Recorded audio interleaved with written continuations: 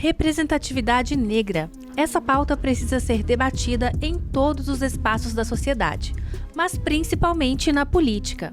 Precisamos de pessoas negras criando políticas públicas também para a sua comunidade. Eu sou a Pedrita Maria Garcia e esse é mais um episódio sobre diversidade aqui no Curitiba Decide. Fique com a gente para entender mais. Roda a vinheta. Em outubro tem eleições para a gente escolher os novos vereadores. Foi divulgada hoje uma nova pesquisa sobre a corrida eleitoral para a Prefeitura de Curitiba. A eleição para eleger os vereadores da capital está chegando.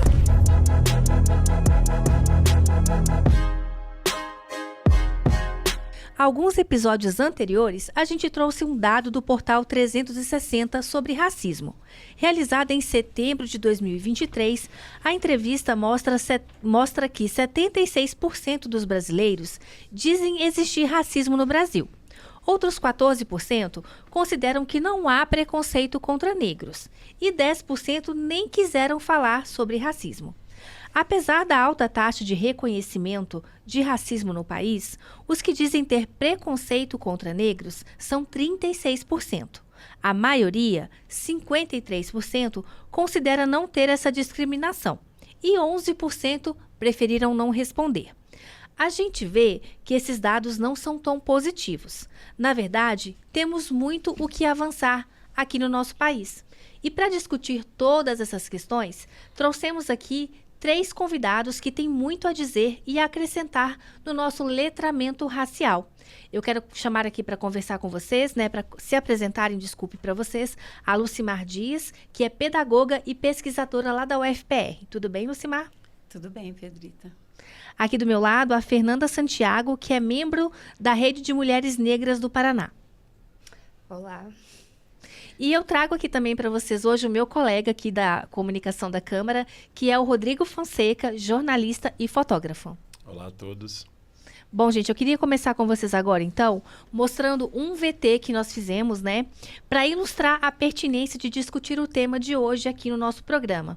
O nosso produtor, o Bruno Abate, conversou com 3 pessoas negras e elas tiveram trajetórias bem marcantes.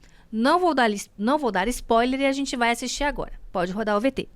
Eu gosto de dizer que eu sou uma mulher povoada, Amanda, ela é filha da dona Nadir, ela é neta da dona Áurea e ela é bisneta da dona Antônia. E falar tudo isso é importante porque onde eu cheguei só foi possível por causa dessas mulheres. Sou um cara da periferia, nascido e criado no Sítio Cercado, Bairro Novo, onde quando a gente foi morar lá não tinha luz, não tinha água, passamos por toda essa situação.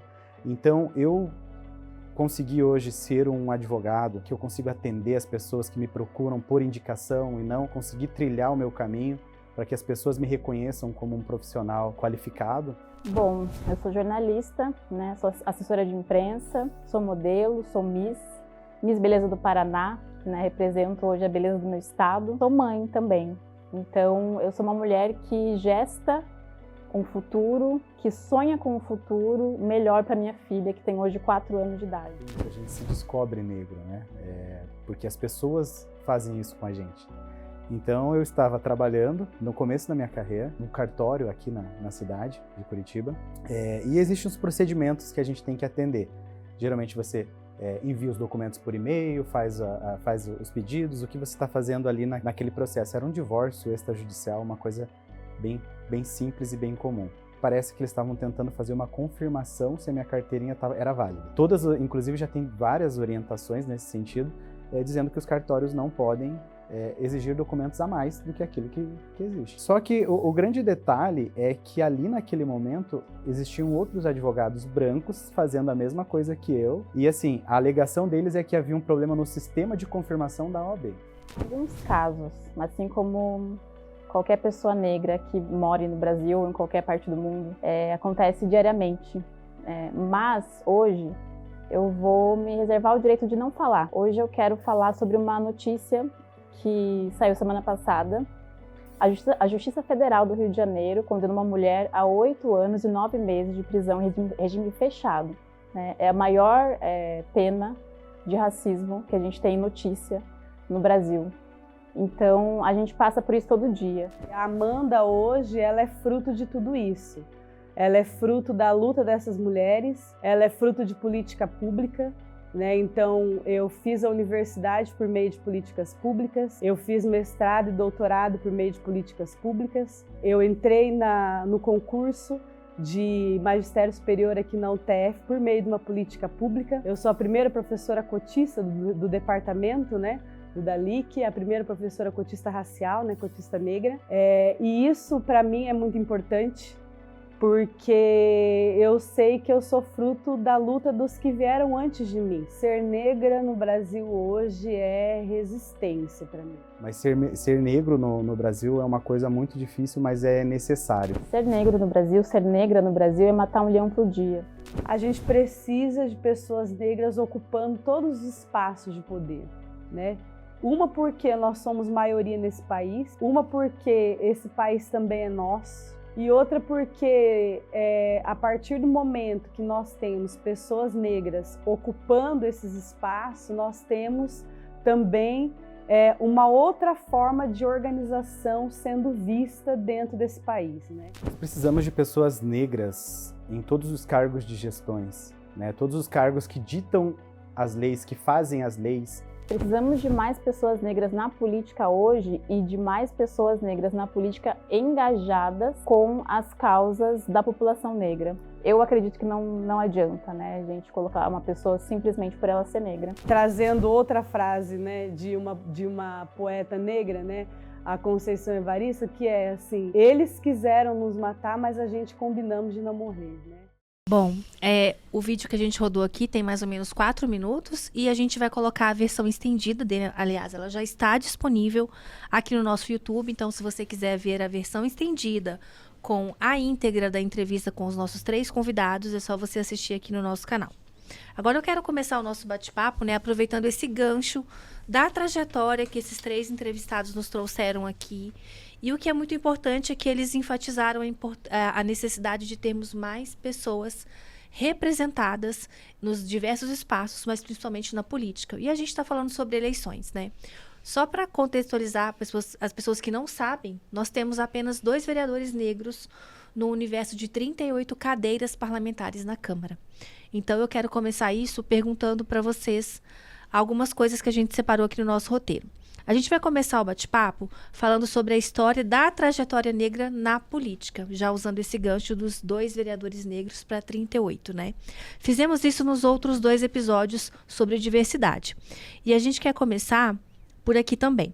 Para a Lucimar, eu quero já direcionar essa pergunta, né? Como que se deu a representatividade dessa população?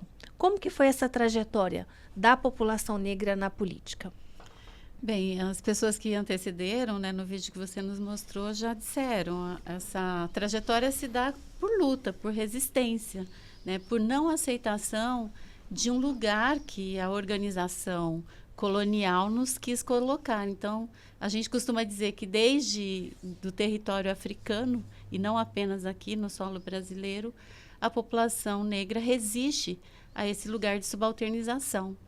E eu acho que é bem interessante também pensar que a população negra resiste de várias formas, né?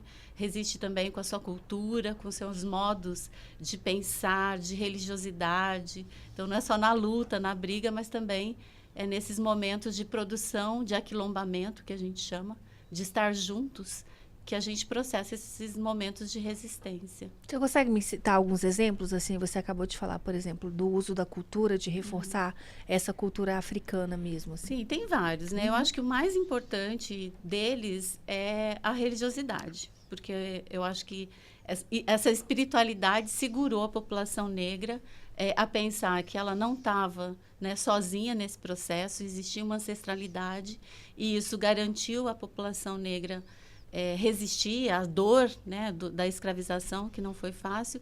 E depois eu acho que outras coisas foram se disseminando a partir disso. O samba é um exemplo. Nós temos no samba e na história do samba resistências culturais, e isso significa não só cantar a música, né, mas garantir sobrevivência, existência, riso, alegria é vida, né? A gente precisa produzir esses momentos de congraçamento. Então, acho que toda a cultura, o samba, as religiosidades, as várias manifestações culturais, tem jongo, enfim, tem muita coisa que a população negra produziu e produz ainda, que garantiu essa existência nossa, porque a gente não quer só resistir, né? A gente quer resistir e existir na nossa integridade como ser humano. Você concorda com isso, Rodrigo? Concordo. A nossa representatividade tem que ser muito maior, né, em todas as áreas e sentidos. Como disseram ali, né, os entrevistados no VBT, a resistência, a ocupação, acredito que nós temos que lutar muito mais.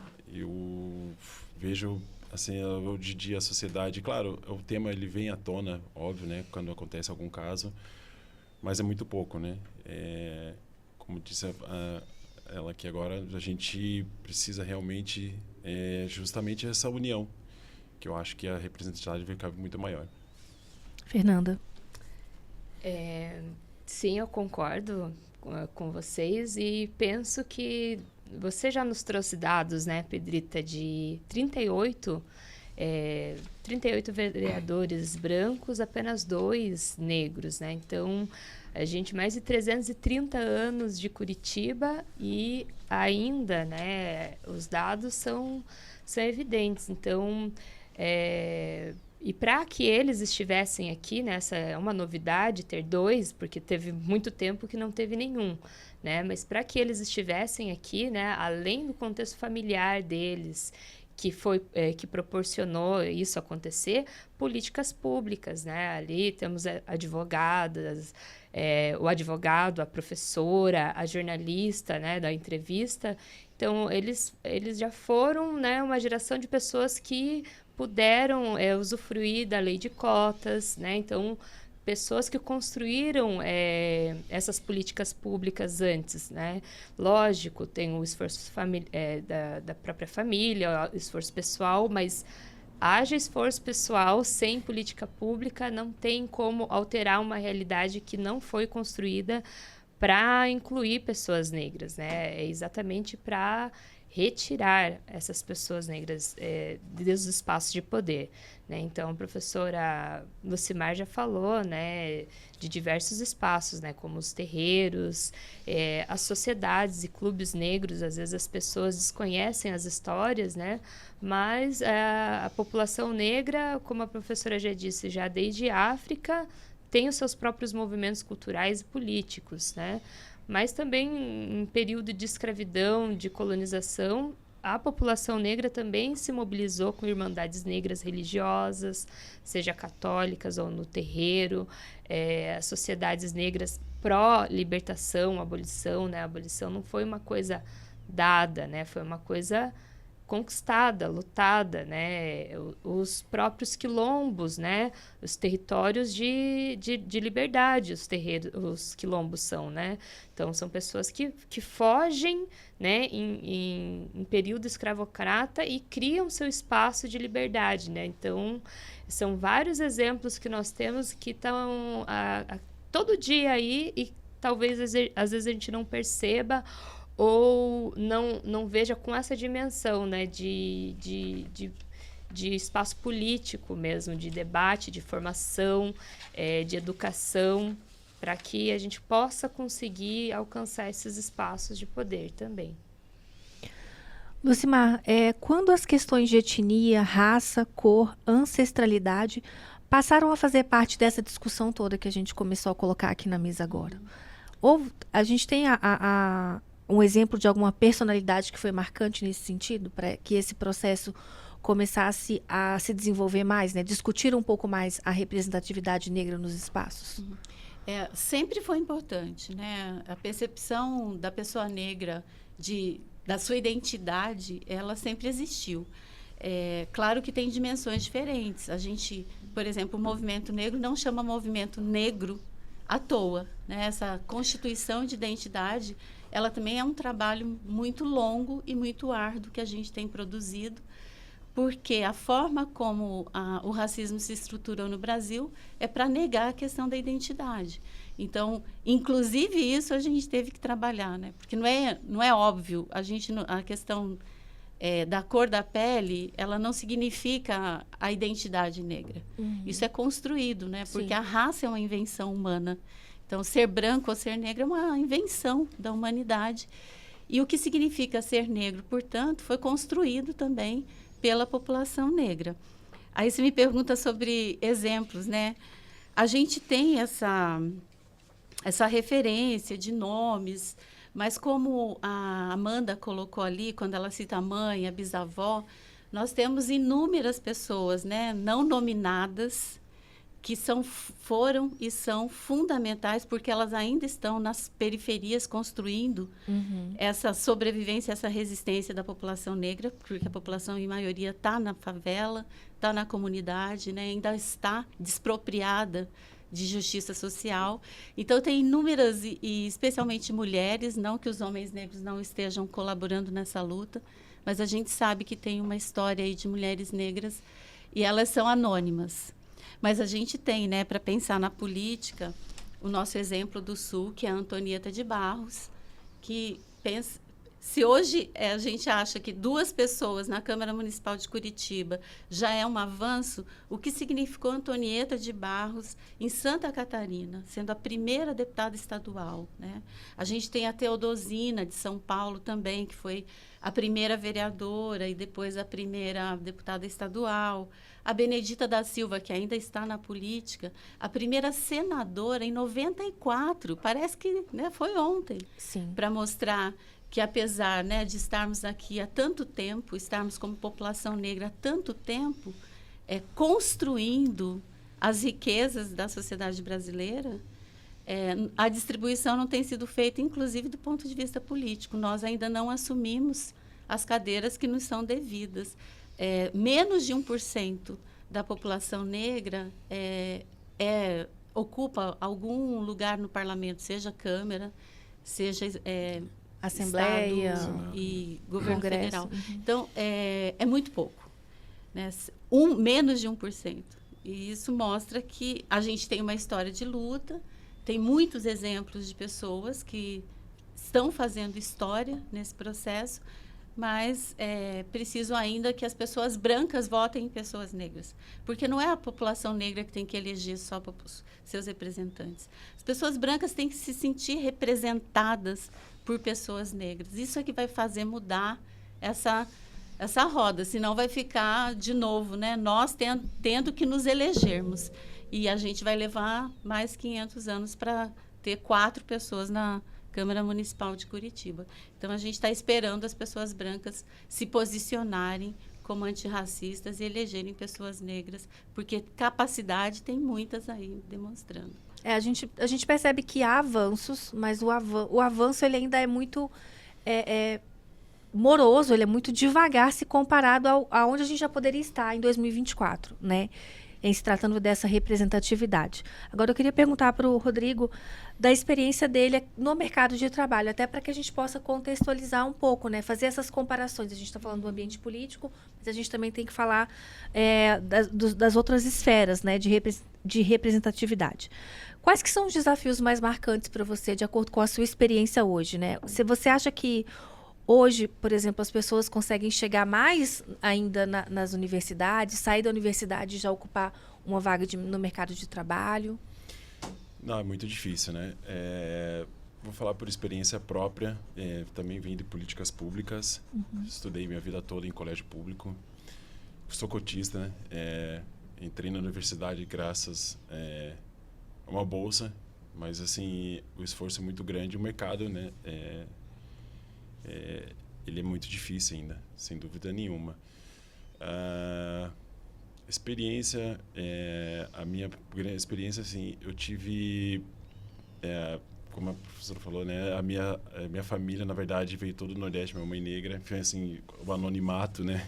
Então, assim, o orgulho, hoje vendo minha trajetória, o orgulho que minha mãe tem, enfim, das minhas irmãs, enfim, é muito grande. Mas, assim, eu vejo que o mercado, ele é muito difícil, né? Pra gente poder entrar e engajar, o próprio exemplo agora, né, das questões aqui da política, enfim, como um todo. Então, assim, a gente tem que batalhar muito E acredito que a gente precisa ter um engajamento muito maior. Você concorda, Fernanda? Concordo. Olha, para pessoa negra, né, ela conquistar um espaço no mercado de trabalho, a gente já sabe, né, que a população negra é aquela que recebe os menores salários, né? Então, em vagas de emprego, quando vão procurar, né, um emprego,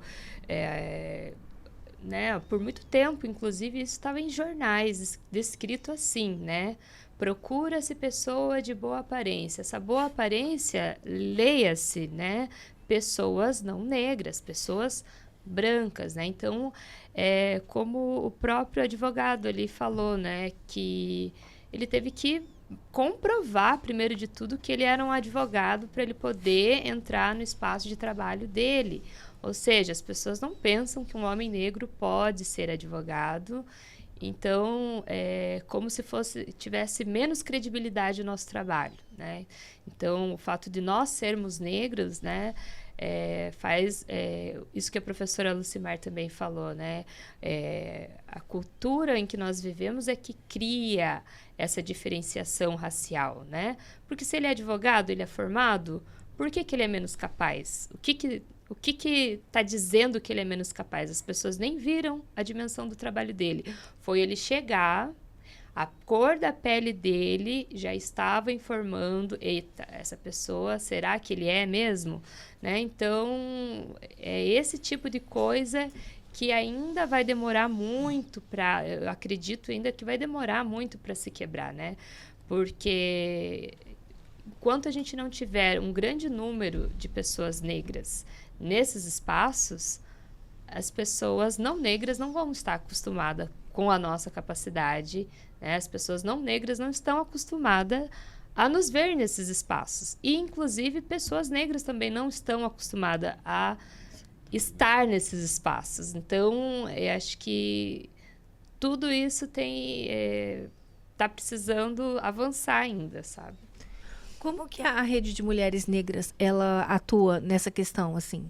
Já que ela é uma associação importante, né, na causa da defesa do racismo. Sim, a Rede de Mulheres Negras, né, como o nome já está dizendo, né, é uma organização da sociedade civil sem fins lucrativos, né, independente, autônoma, né, formada por mulheres e para mulheres negras, mas logicamente que também vai estar pensando e discutindo questões de gênero, questões raciais e qualquer outro tipo de discriminação, né? Lógico que as coisas que a Rede de Mulheres Negras pretende não vai, digamos assim, oferecer resultados apenas para mulheres negras, né?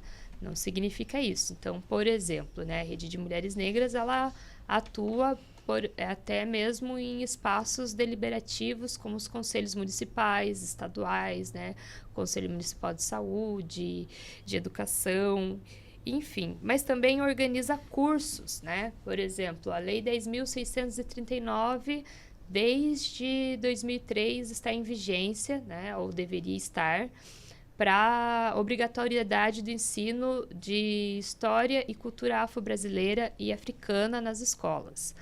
Mas nós sabemos, né, eu como professora de história, historiadora, eu vejo que ainda nas escolas em que eu já trabalhei, isso ainda é muito difícil. Por quê? Né? Às vezes, na própria grade curricular, né, por exemplo, eu sou uma professora que eu me formei em 2015, né, mas eu tenho colegas de trabalho lá que se formaram na década de 80, na década de 90, antes dessa política pública ser implementada. Então, para eles, realmente, eles não tiveram na formação deles, enquanto professores das diversas disciplinas, eles não tiveram cursos sobre. A Rede de Mulheres Negras, ela fornece cursos, né? Inclusive sobre a saúde da população negra. Então, se você é uma enfermeira, uma médica, e não sabe, né, os tipos de doenças que mais afetam a saúde dessa população, então como que você vai estar preparada, né, para lidar no seu ambiente de trabalho? Assim como você sendo um professor, uma professora e não sabe informar sobre história e cultura afro-brasileira, então quer dizer, você não está capacitado, você precisa, né, buscar essa capacitação. E a Rede de Mulheres Negras também faz isso, né? Ela também tem publicações que estão no site da Rede de Mulheres Negras. Então, né, atua tanto, né, em espaços deliberativos de política pública, né, como em espaços educativos de formação. E é importante você ter comentado isso porque, assim, por exemplo, eu me formei como jornalista há 15 anos atrás, foi em 2008, mais ou menos, fazendo uma conta aqui, 15, 16 anos atrás. E a formação que eu tive na área de história, né, história brasileira, enfim, da população, a história que eu recebi da escola e até da faculdade foi completamente diferente da história que eu quero que a minha filha de 5 anos aprenda quando ela estiver na escola, quando ela for para a faculdade, né? Para que realmente ela tenha essa percepção de que todo mundo faz parte de uma única comunidade, que todo mundo tem que ter acesso aos mesmos direitos e aos mesmos serviços também, né? Que não é uma realidade hoje ainda. Tem que estar, a questão da história da população negra tem que estar sendo ensinada nas escolas, mas ela ainda não está a contento. E já não era lá atrás, na década de 80, de 90, quando eu, por exemplo, estava no ensino fundamental, né? Eu acho que o que nós temos produzido como movimento negro, e aí eu coloco, por exemplo, pesquisadores e pesquisadoras também nesse contexto, é que tipo de história que a gente está contando, né? O que a Fernanda fala, a 10.000, ela tem uma diretriz curricular que coloca quais são os princípios desse ensino, porque o tempo todo a gente está aprendendo sobre raça na escola, sempre, né? Mas que tipo de informação que a gente está aprendendo sempre? A ideia da subalternização, a ideia de que não existe racismo no Brasil, que o Brasil é uma democracia. Então, a legislação ela está ajudando a dar uma virada de chave nesse tipo de aprendizagem que a escola está produzindo. Eu acho que falta muito, mas nós avançamos bastante. Então, no texto, né, da diretriz, ela diz que é preciso trazer a perspectiva da resistência, porque nós aprendemos, inclusive, eu imagino que vocês também, que quem tinha descoberto o Brasil era Pedro Álvares Cabral. Hoje, a maior parte das escolas já refaz essa história, né, a forma de contar essa história. Então, não é mais viável que a gente leia no livro que quem descobriu o Brasil foi Pedro Álvares Cabral. Né, por que a gente está repensando isso? Porque tem um movimento de pesquisadores, de ativistas, que fazem a sociedade repensar. E eu acho que isso está acontecendo em diferentes áreas, inclusive na política.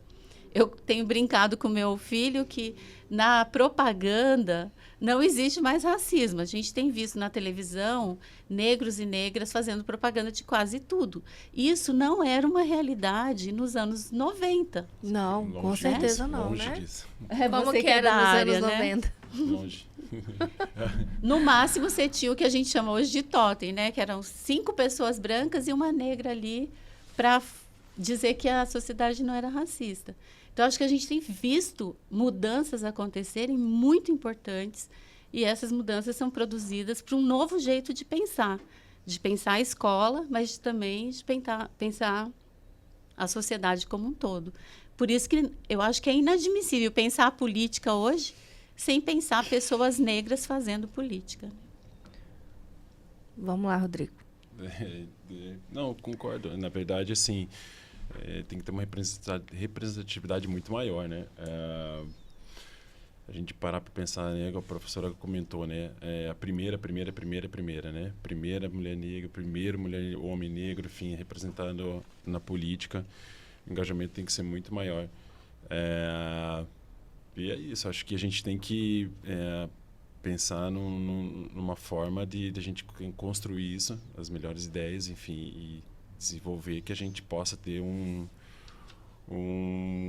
engajamento muito maior. Acho que as pessoas, né, nós, coloco eu, em cima do que você falou, né, lá atrás, muito difícil, né, a gente parar para pensar nisso, né, os anos 80, anos 90, né? Hoje a gente vendo toda essa questão, né? Todo esse movimento que é feito para a entrada dos negros, né? Eu acho que as grandes marcas também entenderam isso, né? Às vezes a gente tem que também fazer uma relação de pensar assim, se às vezes não é uma forma também, entre aspas, de um oportunismo, mas eu espero que não, né? Eu acredito que a gente tem que justamente isso aqui, a gente entender, eles entenderem que é representativo do povo negro, claro que nós somos maioria. E aí acho que isso acaba trazendo um engajamento muito maior para nós. Posso só complementar o que Claro. você disse? Você trouxe agora uma coisa, né, que é muito falado, né, na política, de essa pauta como que é? É minoritária, né? Vocês são identitários, né? Isso. Identitários, como se cada pessoa não tivesse uma identidade, né? E como se o branco também não fosse identitário, né? O branco se vê como universal, como Sim. sujeito único, né? De se falar. E aí eu fico pensando, né? No Brasil agora a gente está em quase 60% da nossa população é negra. Né? Então, se nós somos minoria, nós somos minoria política, né? Em espaços de poder político, Sim. mas nós não somos minoria em números relativos, né? Tá certo que Curitiba, o Paraná, né? A gente é uma população que a gente está em torno de 29%, que também não é um número pequeno para dizer que é identitário. E aí não precisaria, de fato, né, se os nossos representantes, aqueles outros 38, tivessem alguma proposta para a população negra na cidade de Curitiba que não representasse exclusão social, né? Mas que representasse a valorização. Só para corrigir, a gente tem 38 vereadores, são 36 brancos e 2 negros. Ah, sim. É porque eu acho que na hora que eu expliquei, Ok. eu mesmo que me enrolei, assim. Mas são 38 vereadores, 2 negros e 36 brancos. Isso. Ok.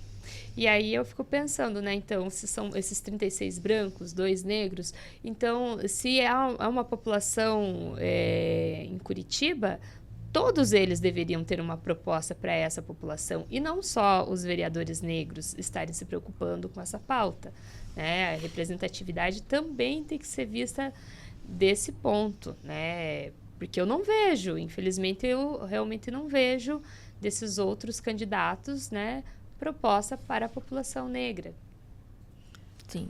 Isso significa que a gente está, enquanto poder legislativo, pecando nessa questão de pensar e produzir políticas públicas para a população negra da capital. Posso falar? Pode? Pode. Eu acho que essa discussão é super importante que a Fernanda traz, porque, por exemplo, em Curitiba, talvez a gente nunca seja a maioria, né? Como pessoas negras na Câmara. E a população negra vai continuar precisando de políticas públicas. Então, se a gente ficar dependendo, né, dos representantes negros somente para produzir uma sociedade com qualidade, nós provavelmente não vamos alcançar. Eu acho que isso é super importante. Uhum. Quem é que está defendendo, né, uma pauta de equidade racial? Quem é que está defendendo que todas as crianças nas escolas curitibanas tenham conteúdos relativos à Lei 10.639? Isso não pode ser uma tarefa só da vereadora negra que Curitiba tem, ou do vereador. Tem que ser dos 38 vereadores. De todos eles. Uhum. Exatamente. Então, eu acho que isso é muito importante, porque o contrário acontece. Eu vou pegar o exemplo das cotas que não são cotas raciais. Nós, do Movimento Negro, defendemos cotas raciais e o que foi instituído são cotas sociais. Tem muitas pessoas brancas que entraram por essa política que o povo negro construiu, pessoas com deficiência, pessoas surdas e agora pessoas quilombolas. Todas essas pessoas foram beneficiadas por uma luta do movimento negro. Se o movimento negro não tivesse questionado que a universidade estava sendo ocupada quase que 100% por pessoas brancas, não tinha deficiente, não tinha pessoa surda, não tinha pessoa quilombola. Então, as várias políticas, e vocês podem pegar políticos e políticas negras de qualquer lugar do país, a pauta deles discute a questão racial, mas não foca apenas nas pessoas negras. Os benefícios é para a sociedade inteira. Isso é muito importante se colocar. O inverso não acontece, né? Então, a gente precisa pensar o que o político branco, a política branca, está produzindo para garantir que a sociedade seja de verdade, com equidade, com igualdade. Exatamente, os identitários não somos nós, né? São eles os identitários, né? Eu sou professora em sala de aula, eu não tenho como excluir os alunos brancos, eu vou dar aula só para os negros. Não tem como. O meu trabalho, né? Aquilo que eu construí enquanto estudante universitária, que vim de uma política também de cotas raciais, que entrei para o sistema de cotas, isso não está se revertendo só para mim, né?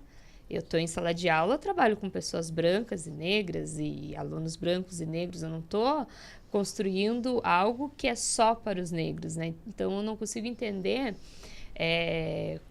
como eles têm a audácia de inverter, né? A lógica de falar que é mimimi, que é desnecessário e que nós somos identitários. Inclusive, eu já ouvi, é engraçado, assim, porque tenho 12 anos acompanhando o processo político mesmo, debates políticos aqui dentro, né? Mas eu já acompanhava a política antes de entrar na Câmara. Já fui assessora parlamentar antes, já trabalhei em prefeitura também. Mas aqui você consegue ver que os debates, você consegue acompanhar os debates mais de perto. E uma vez, não me lembro que ano que foi, que já são 12 anos aqui, vários discursos que eu ouvi, mas eu já ouvi uma seguinte pergunta, assim, estavam discutindo o Dia da Consciência Negra e o fato de que Curitiba, na época, tinha vetado o feriado municipal aqui. Exato. E aí eu ouvi a seguinte pergunta, tá, mas tem o Dia dos Negros e o Dia dos Brancos? Isso demonstra, né, essa incapacidade e a audácia que a Fernanda estava falando. Não é uma brincadeira essa pergunta. A pessoa que faz a pergunta, ela estava falando do lugar de uma pessoa branca que sabe o privilégio que tem. E não quer, indignada por isso, né? Não quer abrir mão desse privilégio. Foi uma luta muito forte do 20 de novembro em Curitiba. E aí você conseguia feriado para tudo, sim, menos para esse. E não conseguiu, na verdade. Não porque agora vai ser um feriado Foi nacional, até pro né? Supremo isso. E a gente aham. perdeu. E aí, qual que era o problema? O problema é que o 20 de novembro reconhecia o lugar de uma população, né, população negra, sob outra ótica. Uhum. E as pessoas brancas da sociedade que tinham poder político para decidir não queriam abrir mão do privilégio, que a gente tem trabalhado isso na chave da discussão da branquitude. As pessoas brancas sabem que têm privilégio e tem muitas que não querem abrir mão. Eu fiquei até surpresa com o dado que você trouxe. Do Poder 360, né? Porque esses 38 que estão assumindo que tem preconceito, 36 é uma coisa nova. Havia uma pesquisa que até a Folha publicou, que era assim, 90% reconhece que tem racismo e 90% se diz não racista. Uhum. A gente está vivendo um momento diferente, né? Porque tem 36% já estão dizendo, reconhecendo eu sou racista. Ah. Isso mostra o tensionamento que a gente está vivendo na sociedade nesse momento.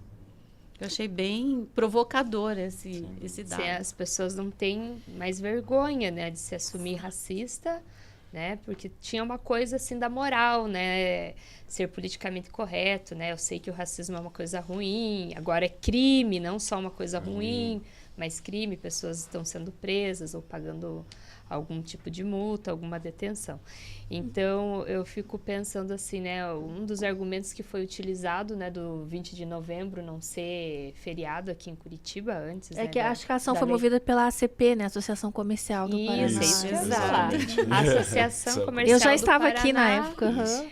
Eles falaram que ia prejudicar o comércio. Quando a gente sabe, né, que quando vem feriado, principalmente um feriado que quando emenda, né, geralmente as pessoas viajam, as pessoas vão a bares, vão a restaurantes, as pessoas vão ao cinema, as pessoas circulam, né, fazem o dinheiro circular. E a gente sabe também que não é bem este o problema, né, rolou até movimento da população negra, então 20 de novembro a gente não consome no comércio, né? Vamos inverter a lógica, já que é um dia normal, um dia comum. Fica todo mundo em casa. Fica todo mundo em casa, ninguém consome nada, não compra nada.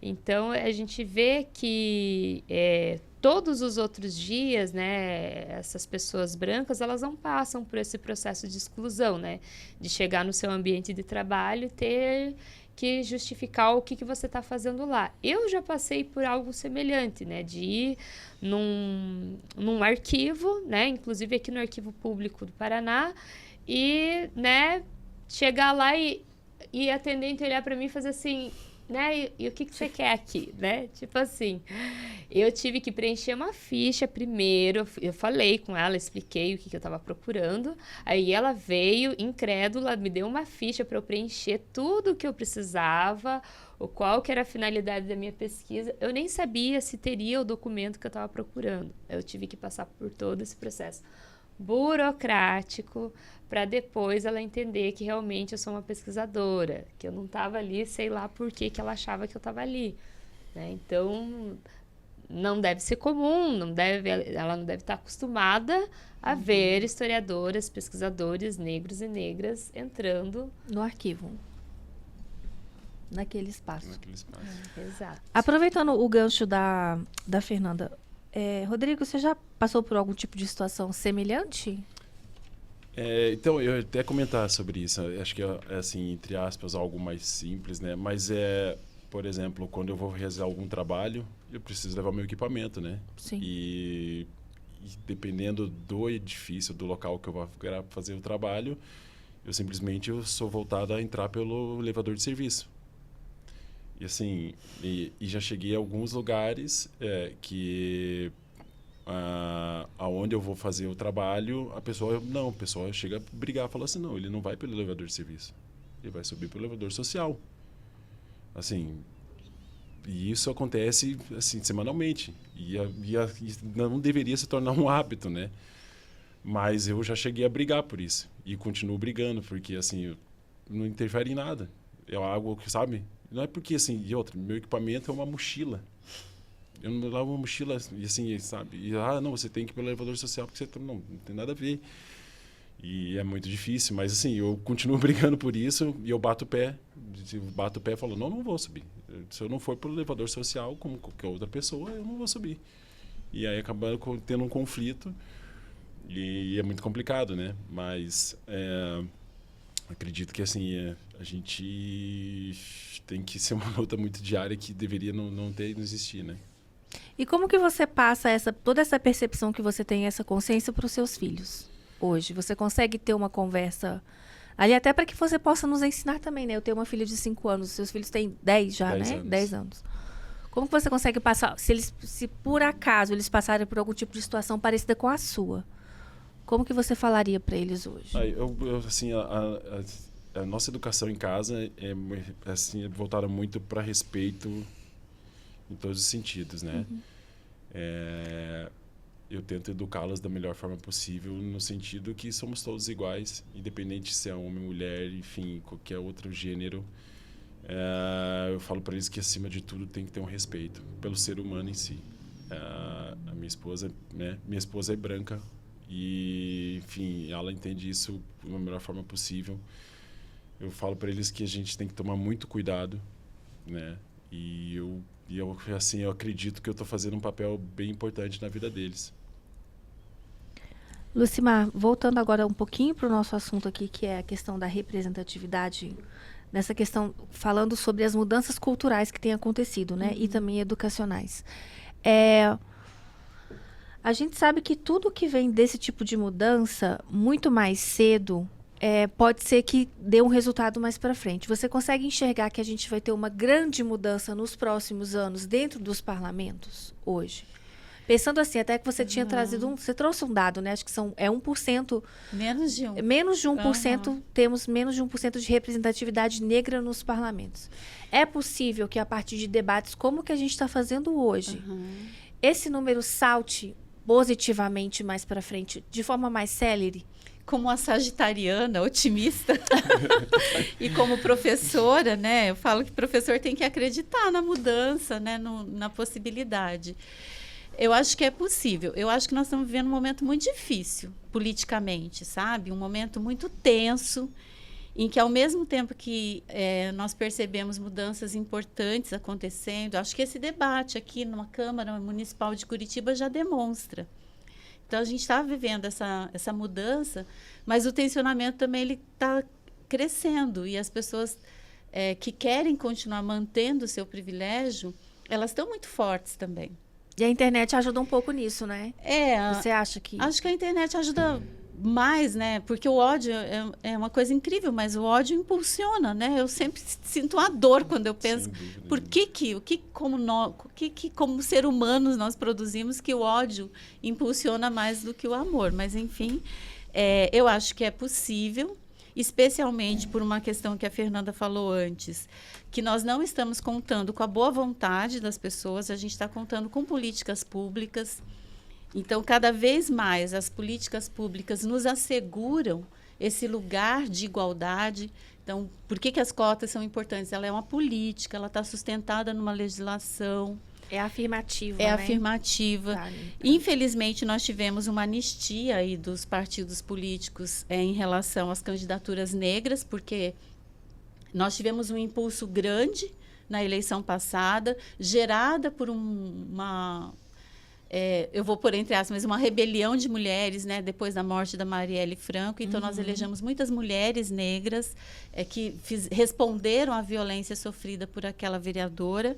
E aí a gente estava conquistando um lugar de uma política pública que era os partidos são obrigados a investir em candidaturas negras. Semelhante ao que acontece hoje com as femininas, né? Isso. E que ainda tem muito chuncho que eles colocam ali. E nós tivemos um retrocesso com a anistia dos partidos que não investiram. Mas eu acho que nós estamos num ponto em que, mesmo com esses pequenos retrocessos, há uma consciência, e eu queria voltar para isso, há uma consciência de pessoas brancas também. Eu hoje, como pessoa cidadã, não voto em homens e nem em pessoas brancas. Mas isso não quer dizer que eu sou racista e nem isso é racismo inverso. Isso quer dizer que eu reconheci como pessoa, como cidadã, que eu preciso, né, pluralizar as representações. E a gente já sabe, tem pesquisas que já mostraram, quanto mais diversidade, melhor para todo mundo. Então, eu acho que tá na hora, e eu acho que muitas pessoas brancas estão adquirindo essa consciência. Qual é a sua colaboração para que isso se reverta? Né? Em quem você vai votar nas próximas eleições? E acho que alguém das entrevistadas, a Miss, né? Esqueci, a Luciana, né? Letícia, desculpe. Ela disse, não é qualquer pessoa negra. Porque a gente tem que votar em pessoas negras que têm uma pauta antirracista. Sim. Porque eu falei, o tensionamento está aí. Eles, inclusive, estão conquistando pessoas negras para que reafirmem o racismo. Então, os mecanismos de manter o privilégio, eles são muito fortes e muito presentes. Então, eu convoco, inclusive, as pessoas brancas, antirracistas, para as próximas eleições olharem aí, tem muitas mulheres negras maravilhosas se candidatando, e nós precisamos pluralizar todos os ambientes políticos. E as mulheres negras que são hoje já parlamentares, diferentes partidos, elas têm demonstrado que elas têm um compromisso de justiça social. Elas estão fazendo a diferença na educação, na saúde, no mercado de trabalho. Então, a gente precisa atuar sobre isso. Então, eu acredito que eu vejo um futuro melhor. Fernanda, concorda? Concordo. Eu acho assim que em Curitiba, mas acho que todo o sul do Brasil ainda tem um ar muito provinciano, muito colonialista, ligado à política, né? Sempre votando nos mesmos, né? Reclamando que nada muda, mas votando nos mesmos. É muito difícil você ver um governador ou um prefeito aqui nessa região que não é reeleito, e a população não participa, né, ativamente da política. Ela acha que o seu momento de participar é só no momento de dar o voto, depois o político está lá, ele faz e não acompanha o que está sendo feito, né? E eu lembro que desde criança, assim, quando eu vinha o horário eleitoral, né, porque eu estava assistindo TV, né, não estava preocupada com o horário eleitoral, mas estava assistindo TV e vinha o horário eleitoral, quebrando, né, a rotina. E eu já, quando criança, ficava absurdada, assim, com as coisas que a gente via, né? Eu fico, meu Deus do céu, a pessoa pega... Daí agora a gente, né, tem a consciência de que o fundo partidário, né, é dinheiro público, é o nosso dinheiro que as pessoas pegam para fazer propaganda política, e as propagandas mais absurdas que você olha, você assiste e ali não tem uma proposta do candidato, né? Ele tá lá falando da vida dele, da família dele, ou usa aquele tempo para falar mal de outro candidato, mas não coloca uma proposta, né? Então, eu fico pensando, para além de ser branco, para além de ser negro, que proposta tem esse candidato? Sabe? Agora a gente também tá vendo algumas denúncias, assim como tem denúncias nos sistemas de cotas raciais, no ensino público, nas universidades públicas ou nos concursos públicos, também estamos vendo, né, dos partidos políticos alguns candidatos que, acho que a professora Bárbara Carini, ela fez, inclusive, uma postagem no Instagram dela falando disso, que, se eu não me engano, acho que o dado agora eu não lembro se é de 2010 ou 2020, que de lá para cá, mais de 4 mil candidatos mudaram de cor, que se declaravam branco, agora são pardos ou negros, né, para preencher aquele número do partido, para dizer, olha, temos tantos candidatos negros, então a gente está querendo mostrar uma representatividade. E assim também acontece com mulheres. Imagine mulheres negras, né, subrepresentadas. Então, eu acredito que tem mudanças, né? Então, eu acredito que de pouco em pouco vai quebrando. Acho que as pessoas também estão se empoderando, estão se colocando e estão, né, percebendo que se nós não nos colocarmos, né, para tentar mudar, lançar candidaturas e apoiar candidaturas, né? Nas eleições passadas, a Rede de Mulheres Negras, por exemplo, né, mais para frente, quando for possível, acredito que vá fazer novamente uma live ou algum movimento para convidar candidatas que possam lançar sua proposta, né? Apesar de a gente não estar vinculado a nenhum partido, nós gostaríamos, né, de dar visibilidade para que as candidatas coloquem suas propostas, para que a gente conheça, para que a sociedade conheça e para quem se identificar com as propostas também possa apoiar votando. Tudo bem, então. Gente, agora eu preciso encerrar, porque a gente já está no nosso limite ali. O papo tá muito bom, na verdade. Pra gente falar sobre isso, acho que a gente precisaria aí de mais umas 20 horas de podcast, pelo menos, aí. E ainda trazer mais convidados. Eu queria que a roda de conversa fosse mais ampla, maior aqui, pra gente poder dar continuidade. Eu queria agradecer muito a participação de vocês aqui. Eu acho que não restou dúvida, né, com tudo que a gente falou, de que a gente precisa de mais representatividade na política e, por consequência, em todos os outros espaços da nossa cidade e também do nosso país. Então, eu queria que vocês se despedissem, por favor, deixando um recado breve aí para quem vai acompanhar o nosso podcast até o finalzinho, começando pelo Rodrigo. Bom, eu acho que o recado que eu gostaria de deixar assim, é a representatividade, né? Como todo mundo aqui comentou, eu acho que nós temos que continuar a luta, né, em todas as áreas.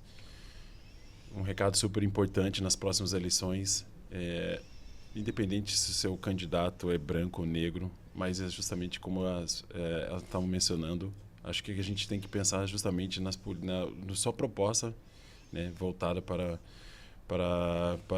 o povo negro. Então, assim, pensem bem, escolham bem a representatividade. Eu, por exemplo, só no meu caso, eu também já nas últimas eleições já fiz isso. Votei em mulheres, vou continuar votando. É uma campanha que eu faço e acredito que a gente precisa, sabe, ter um engajamento maior. Então, acho que eu chamo o meu recado para todo mundo. Lucimar? Eu quero agradecer o programa, né? Achei muito bom esse nome, Curitiba Decide. Acho que de fato, a decisão está na mão da gente, né? Nós é que fazemos as mudanças que nós queremos. Então, eu também reforço a ideia de que a gente precisa votar. Eu vou votar em mulheres e mulheres negras que tenham a consciência racial e que discutam a cidade. convoco os colegas, né, que estão me ouvindo aí a fazerem a mesma pesquisa e encontrarem a sua candidata, porque as transformações a gente faz no dia a dia, né? Não é para amanhã, é sempre para hoje. E esse hoje é agora, a gente está na hora de mudar, então temos que mudar agora. Muito obrigada pela companhia aqui dos 2 colegas, foi ótimo o bate-papo. Fernanda. Também agradeço o convite, também para a gente poder pensar, né? Antes da gente decidir, né? Então, a gente tem que discutir o que nós vamos decidir. Eu acho que é bem importante a gente ter esse momento de reflexão. E é isso que eu vou continuar reafirmando, né? A gente tem que repensar, então... se a gente está reclamando, né, que a política não muda, que as coisas não acontecem, né, a gente tem que começar a pensar o que a gente pode fazer, né, continuar votando nos mesmos, me parece que não é a escolha certa a fazer, né, então acho que as pessoas têm que ousar, né, perder o medo de procurar, de ler, de investigar sobre, né, às vezes fica de bobeira lá nas redes sociais, dá uma olhada, então, né, no que a pessoa está pretendendo, de verdade, sabe, não só porque, eu confio no partido tal, mas não está vinculado a nada, não está buscando saber, então, acho que para além de promessas, né, a gente já tem que ver, buscar saber o que a pessoa já está fazendo no cotidiano dela, antes de ser eleito, ou se já está na Câmara ocupando, né? O que está fazendo, o que fez, né? Vale a pena continuar votando nessa pessoa? Vou procurar um outro candidato, candidata, né? Então, acho que esse é o recado que eu gostaria de passar. Bom, gente, então o recado dos 3 está dado. E é justamente isso que a gente quer aqui com esse programa em especial, o tema de hoje. A gente quer aumentar a sua conscientização sobre a importância do enfrentamento ao racismo e ter mais consciência de que há espaço para representatividade de todo mundo, né? E a gente quer realmente que esse espaço aumente ainda mais, em especial aqui na Câmara Municipal de Curitiba. A conversa está muito boa, mas eu vou precisar encerrar. Esse time mostrou realmente que a população negra tem voz e que cada vez mais está mais presente nos espaços políticos e tem direito a isso.